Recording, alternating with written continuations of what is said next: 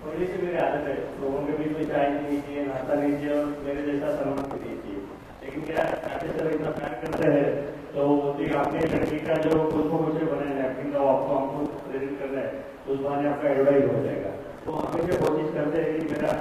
तो napkin movie का advertise बना रहे और अच्छा बिजनेस आगे चले। मैं एक ही बात करना बात करू इच्छितो आमचे जे स्पीकर होते कसे होते सरांनी मला रात्री फोन केला की फोनचा फक्त 5 निगेटिव्ह फीडबॅक पाहिजे आणि तोच टॉपिक इकडे चालला होता की जेणेकरून प्रत्येक चांगला वक्ता त्याच्या आयुष्यामध्ये नेहमी प्रयत्न करतो की चांगलं लेक्चर डिलिव्हरी झालं पाहिजे, चांगला मॅसेज केला पाहिजे। पण जाता जाता त्याची एक वेगळी अपेक्षा असते की माझा प्रोग्राम किती चांगला झाला त्यापेक्षा माझ्या प्रोग्राममध्ये कमतरता किती होत्या जेणेकरून माझा त्यापुढचा प्रोग्राम चांगला होईल असा प्रत्येक वक्त्याचा एक घोडा असतो। आणि त्यांनी रात्री मला फोन केला, निश्चितपणे मला सरांचाही फीडबॅक आला की चांगले वक्ते होते, निश्चितपणे येणाऱ्या काळामध्ये आणखी चांगलं मार्गदर्शन जे शिक्षकांना करतील अशी अपेक्षा करतो। आणि प्रोफेसर दिलीप उत्तमच्याविषयी काय बोलू,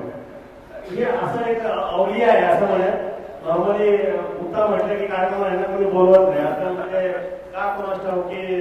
उत्तर भारतीयांच्या विषयी सगळ्यांना जेवढा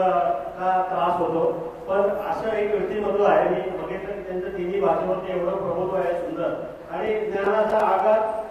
होतो ना खशिरा आहे त्यांच्याकडे। म्हणजे आपण बोलतो की शिक्षकांनी वाचा तर वाचा पण त्यांच्या बाबतीमध्ये ते नेहमी वाचतच असतात। म्हणजे मला कधी असं वाटतं की बाबा ही व्यक्ती किती रिडिंग करते, आज एवढी रिडिंग करते की प्रत्येक त्यांच्या घरामध्ये बघतो मी आणि त्यांची चांगली सवय काय आहे